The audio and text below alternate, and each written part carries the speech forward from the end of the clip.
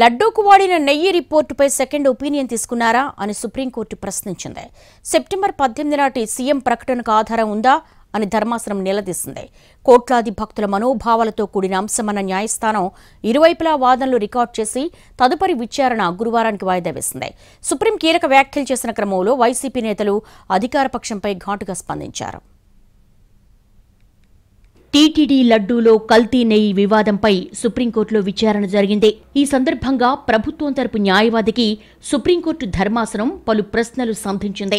ప్రసాదంలో కల్తీ నెయ్యి వినియోగం జరిగిందని ఖచ్చితంగా చెప్పగలరా? నెయ్యి రిపోర్టుపై సెకండ్ ఒపీనియన్ తీసుకున్నారా అని ప్రశ్నించింది. నెయ్యి కల్తీ జరిగినట్లు సాక్ష్యం చూపాలని న్యాయస్థానం ఆదేశించింది. లడ్డూ కల్తీ జరిగిందని తేల్చడం కోసం శాంపిల్స్ ను ల్యాబ్కు పంపారా? ఇతర సప్లయర్ల నుంచి ఎందుకు శాంపిల్స్ తీసుకోలేదో చెప్పాలందే. లడ్డూలను ముందుగానే ఎందుకు పరీక్షలకు పంపలేదని ధర్మాసనం ప్రశ్నించింది. మైసూర్, ఘజియాబాద్ ల్యాబుల నుంచి ఎందుకు సెకండ్ ఒపీనియన్ తీసుకోలేదని అత్యున్నత న్యాయస్థానం ప్రశ్నించింది. పిటిషనర్ల తరపు లాయర్లు వాదనలు వినిపించారు. నెయ్యి లోపలికి వచ్చే ముందు దానికో టెస్టింగ్ మెకానిజం ఉందన్నారు సుబ్రహ్మణ్య స్వామి తరపు లాయర్లు. దీనికి సంబంధించి సీఎం ఈవో చేసిన ప్రకటనలు వేర్వేరుగా ఉన్నాయని కోర్టు దృష్టికి తెచ్చారు. సీఎం వ్యాఖ్యలు వివాదాస్పదంగా ఉన్నాయని, దీంతో భక్తులు గందరగోళానికి గురవుతున్నారన్నారు.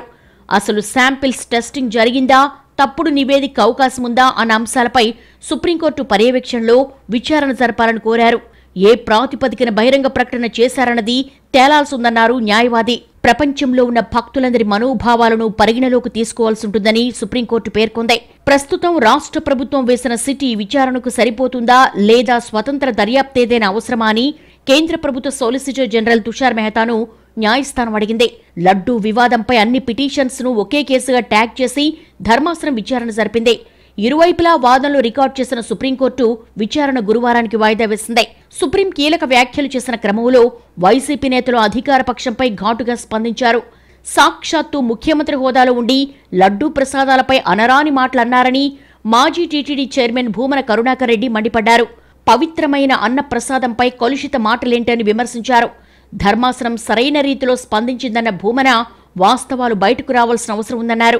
సాక్షాత్తు ఒక ముఖ్యమంత్రిగా ఉండి ఈ రకంగా అనరానటువంటి మాటల్ని మాట్లాడి ఓ నాటు సారాయి తాగినటువంటి వ్యక్తి నడి రోడ్డుల్లో ప్రేలాపనలు చేసే విధంగా సాక్షాత్తు కలియుగ వెంకటేశ్వర స్వామి అన్న ప్రసాదం మీదనే ఇంత కలుషితమైనటువంటి మాటలు మాట్లాడితే దాని ప్రభావం ఎంత తీవ్రంగా ఉంటుందో గత వారం రోజులుగా చూస్తున్నాం. ఈ రోజున ధర్మాసనం చాలా సరిగ్గా స్పందించింది. చంద్రబాబు స్వలాభం కోసమే తిరుమల లడ్డూ ప్రసాదంపై నిందలేశారన్నారు మాజీ మంత్రి రోజా. విచారణ చేయకుండా, సాక్ష్యాలు లేకుండా లడ్డూలో కల్తీ జరిగిందని చెప్పారన్నారు. సుప్రీంకోర్టు సరిగ్గా విచారణ చేస్తే చంద్రబాబు అబద్దాలన్నీ బయటకొస్తాయన్నారు. సిట్ వల్ల నిజాలు బయటకు రావని సీబీఐకి అప్పగించాలని రోజా డిమాండ్ చేశారు. ఈ కేసులో సుప్రీంకోర్టు గనుక కరెక్ట్ గా విచారిస్తే చంద్రబాబు నాయుడు అన్కో చేసిన అబద్దాలు ఖచ్చితంగా బయటకు వస్తాయి. ఎందుకంటే మీరే చూశారు, చంద్రబాబు నాయుడు లాంటి వాళ్ళు ఒక సీఎం స్థాయిలో ఉండి తప్పు జరిగిందా లేదా అని విచారణ చేయకుండా, ఎటువంటి సాక్ష్యాధారాలు లేకుండా కేవలం జగన్మోహన్ రెడ్డి గారిని టార్గెట్ చేయాలి, ఆయన మీద నింద వేయాలి, ఆయన్ని హిందువులకి దూరం చేయాలన్న ఒక దురుద్దేశంతోనే ఈ యొక్క కామెంట్ చేశాడు అనేది స్పష్టం కాబోతుంది. తిరుమల లడ్డూపై చట్టం తన పని తాను చేసుకుపోతుందని జనసేన నేత నాగబాబు అన్నారు. కల్తీకి కారణమైన వారంతా బయటకొస్తారని, చట్ట ప్రకారం అందరికీ శిక్ష పడుతుందన్నారు. సనాతన ధర్మంపై హిందువులు పరస్పరం అవమానించుకోవడం కరెక్ట్ కాదని పవన్ కళ్యాణ్ కూడా అదే విషయాన్ని ప్రస్తావించారని నాగబాబు గుర్తు చేశారు.